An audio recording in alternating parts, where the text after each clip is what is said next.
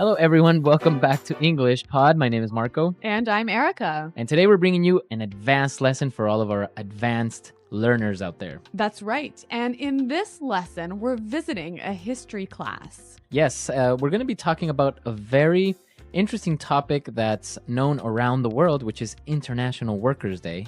That's right. And we're going to learn a little bit about the history of the workers' movement in the United States. Right, but we're also going to be taking a look at some great words and, of course, a little bit more advanced or complicated structures. That's right. So I guess without further ado, we can get started with the dialogue.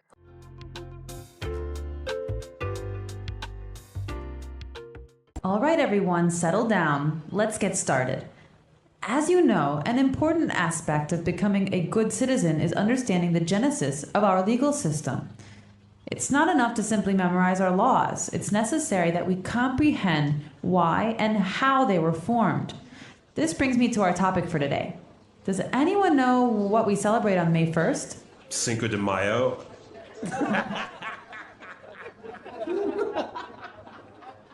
No, that's May 5th in Spanish, James. No wonder you're failing my Spanish class.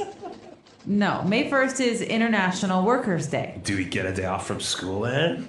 No, it is not considered to be a national holiday here in the U.S., but in other countries it is. Oh, man. In the 19th century, working conditions were appalling, with workers being forced to work 10, 12, and 14 hours a day. Support for the 8-hour workday movement was growing rapidly, despite the indifference and hostility of many union leaders. And by April 1886, 250,000 workers were involved in the May Day movement. Previous legislative attempts to improve working conditions had failed, so labor organizers took drastic measures. They passed a resolution stating that 8 hours would constitute a legal day's work. And on May 1st, 1886, the resolution took effect. Cool. Is that why we only work 8 hours now? Yes, but the happy ending came at a high price. On May 3rd, 1886, police fired into a crowd of strikers at the McCormick Reaper Works factory, killing 4 and wounding many. A mass meeting was called for the next day to protest the brutality. And then what happened? Well, as we say, the rest is history.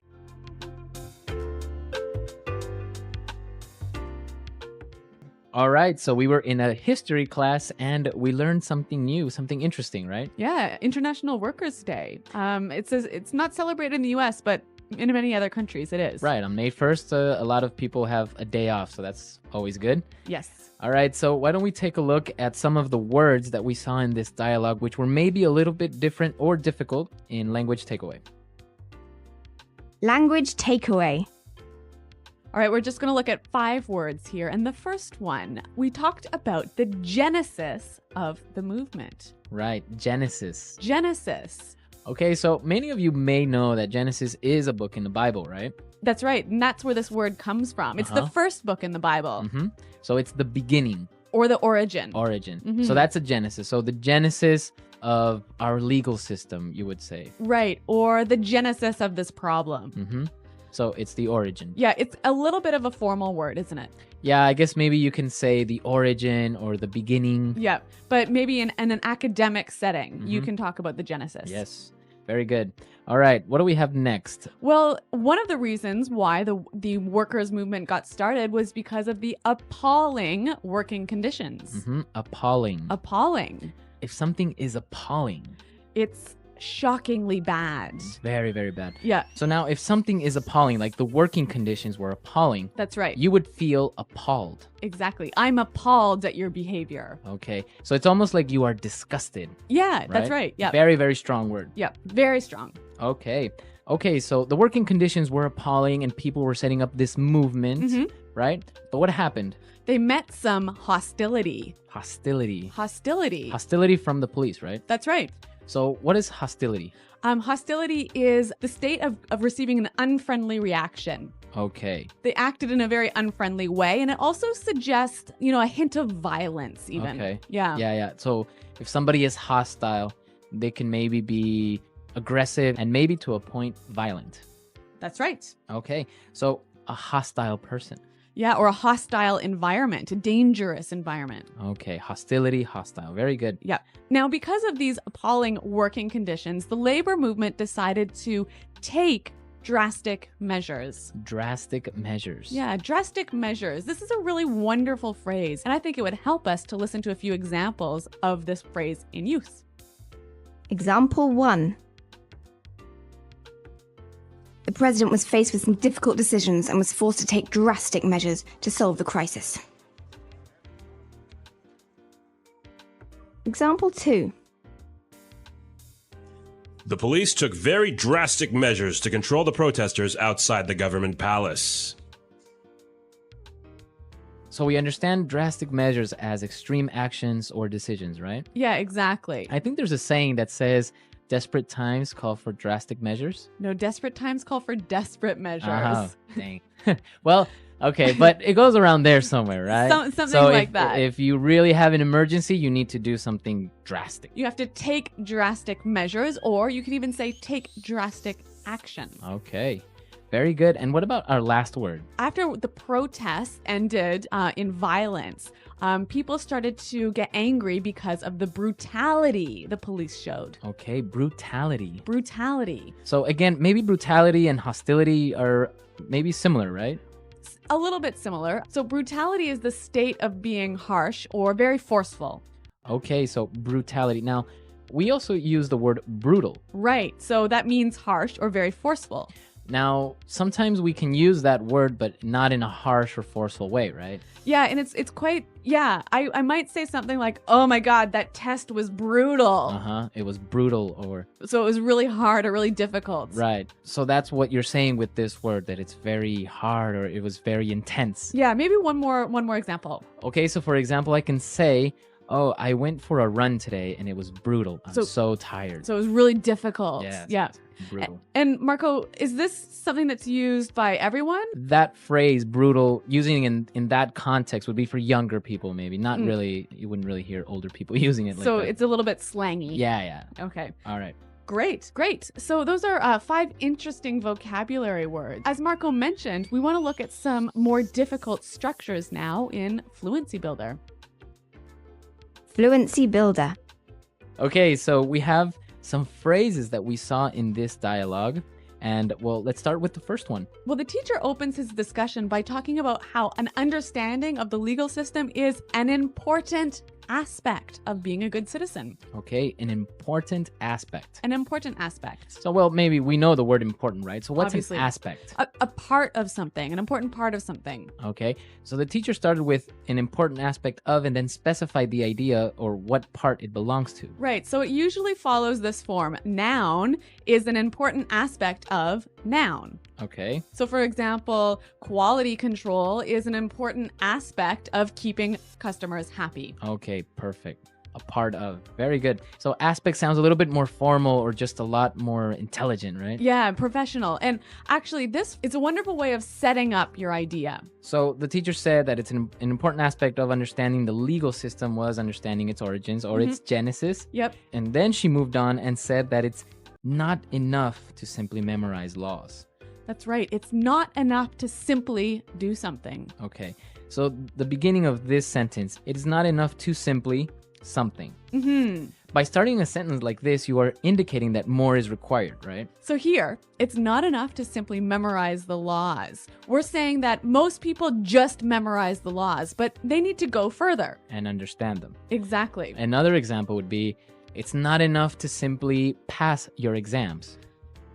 You must get good grades as well. Right. Or maybe in a business context. It's not enough to simply satisfy your customers. You must impress them. Okay, very good. So that's a very good way of starting out this idea of more is required. That's right. More is required. All right. All right. Well, I want to move on to one final point here. I found this sentence to be really, really interesting. They passed a resolution stating that 8 hours would constitute a legal day's work. Okay, so why is this interesting? Well, I found that, there's 2 verbs going on here. They passed a resolution that 8 hours would constitute a Okay. legal day's work. So we've got 2 verb times going on here at the same time. And I'm wondering about this one would. Okay, so what's happening here? Obviously, this happened in the past. It's like about 100 years ago, right? Right. So the resolution was passed 100 years ago. Right? So this is going on in the past. Right. But there was a future action that was going to happen in consequence of this. Right. So the resolution stated that 8 hours would constitute. So it's like the primary action was the passing of the resolution. And the result is this sort of this event that happens in the past but is a future event to the first primary event. Does that make any sense at all? So this is called the future in the past, right? That's right. Okay, so it's a grammar structure. Many of you maybe know the simple present or the future tenses, but this is a little strange one. And as we said, so maybe it's a little bit difficult to understand the grammar in general. So why don't we take a look at some more examples of how we would use this future in the past? Example 1. The president said that he would cut taxes by 5%. Example 2. I made a promise that I would not smoke anymore. Example 3. Carl told me he would buy a new car.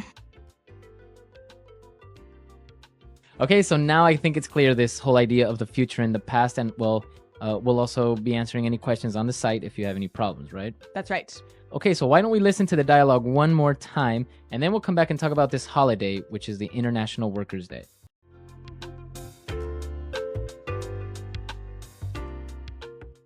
All right, everyone, settle down. Let's get started. As you know, an important aspect of becoming a good citizen is understanding the genesis of our legal system. It's not enough to simply memorize our laws. It's necessary that we comprehend why and how they were formed. This brings me to our topic for today. Does anyone know what we celebrate on May 1st? Cinco de Mayo.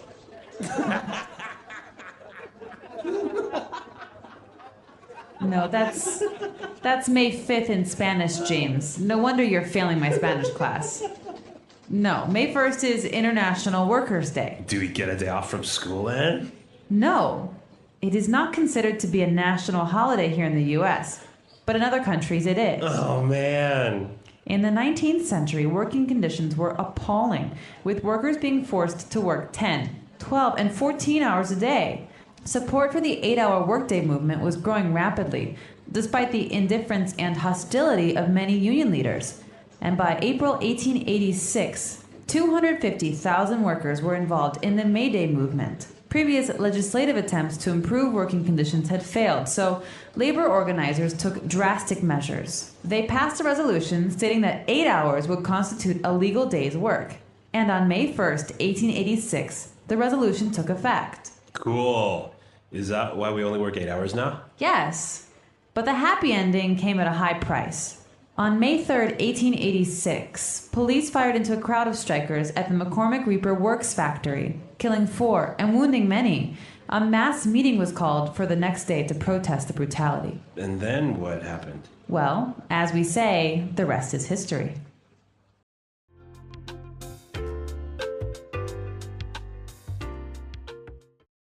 All right, so Erica, in Canada, do you celebrate this? We do, but not on May 1st. Oh, really? When is it? The first weekend in September. Oh, really? And why? I am not 100% sure. I think it's because we already have a long weekend in May because because on the 24th of May is the Queen Victoria's birthday, so we have to celebrate that. Oh, we really? Yeah, we can't have 2 vacations in the same month. Oh, wow. Well, yeah, I mean, it's not productive, right? Exactly. Well, what about in Ecuador? Yeah, we do. On May 1st, it's a holiday, and we actually have 2 holidays in May as well, because on the 24th, we actually celebrate the Battle of Pichincha, which is one of the decisive battles for the independence of Ecuador. So we don't mind having 2 holidays in the same month. Well, it sounds like Ecuador has a better holiday schedule than Canada. So it is. So yeah, on May 1st, people take vacations, and our companies usually on May 1st will do something special for their employees. Oh, that's kind of a nice gesture, isn't it? Yeah, so it's like it's Workers' Day, so they'll set up maybe a barbecue or a trip or something like that. So that's what usually happens on May 1st. Great. Well, what about in your countries, listeners? Do you celebrate May Day? May Day. Yeah. May 1st, right? That's right. Well, thanks for downloading this lesson, and until next time, Bye-bye. Bye.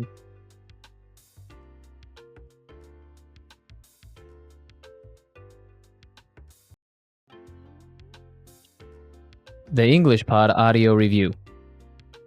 Listen to the meaning, then say the vocabulary word. Relax. Become calm. Settle down. Part. Aspect. Origin. Beginning. Genesis. Understand it deeply. Comprehend. The day that all people in a country will be on holiday. National holiday. Terrible. Horrible. Shocking. Appalling. Showing no interest in. Indifference. The attitude of treating something as enemy. Hostility. Relating to legal system. Legislative. Sudden and severe. Drastic. A formal document stating the wishes of a group. Resolution. Form. Consist. Constitute. Violent treatment or behavior. Brutality. Shoot guns into a place. Fire into. Describing an event that is done to honor and remember a person or event in history, in commemoration of. The lowest socioeconomic class, workers. Proletariat. A public meeting of a large group of people to support or oppose something. Rally. An official statement made by a person who has power. Proclamation. Something like a statue built to remember a person or event from history. Memorial. Let's try that faster. Shoot guns into a place. Fire into.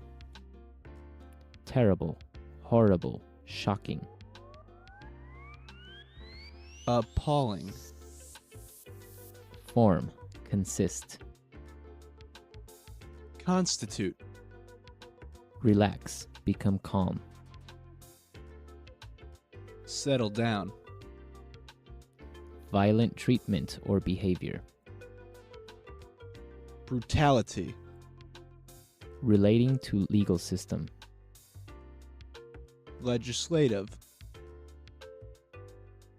The attitude of treating something as enemy. Hostility. The lowest socioeconomic class, workers. Proletariat. Describing an event that is done to honor and remember a person or event in history, in commemoration of. Sudden and severe.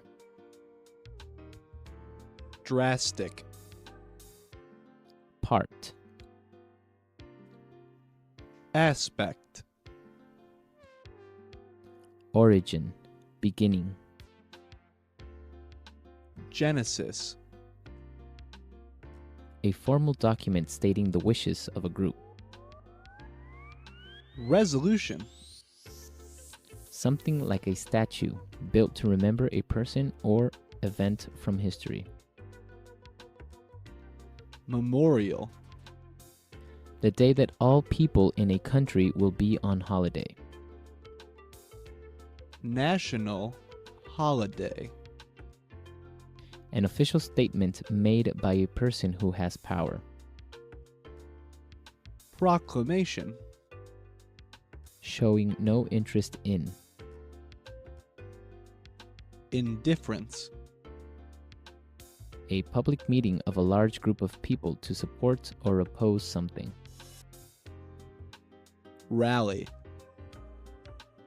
Understand it deeply. Comprehend. Now say the word and hear it in a sentence. Genesis.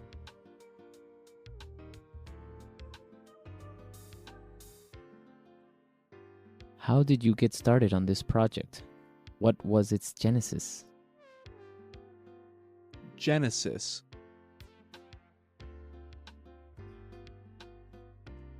We need to identify the genesis of this problem. Genesis.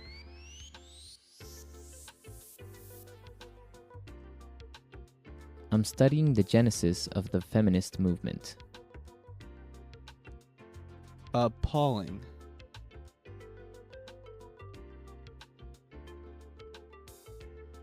The way those poor children have been treated is just appalling.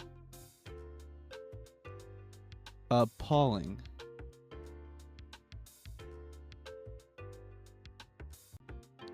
I'm absolutely appalled by your behavior.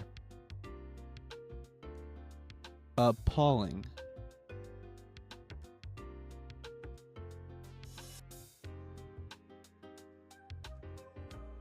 The service in that restaurant was appalling. It took 45 minutes for them to bring us our wine. Legislative.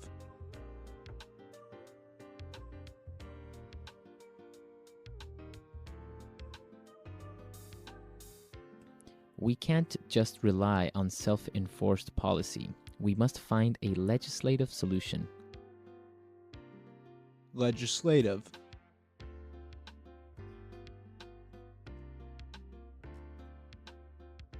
I don't know much about the legislative process in the US. Legislative.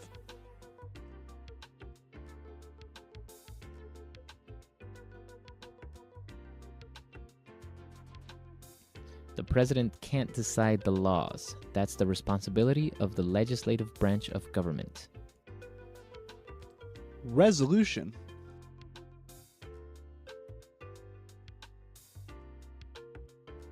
The board will vote on a resolution asking the president to resign. Resolution.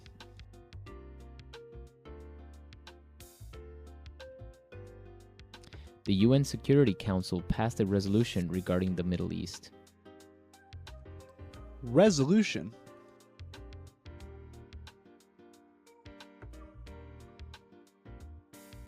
A resolution was introduced in the Senate supporting states' rights.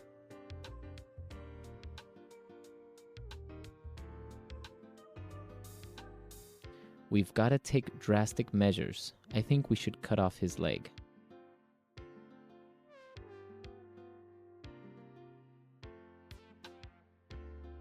This calls for drastic measures. I'm declaring a state of emergency.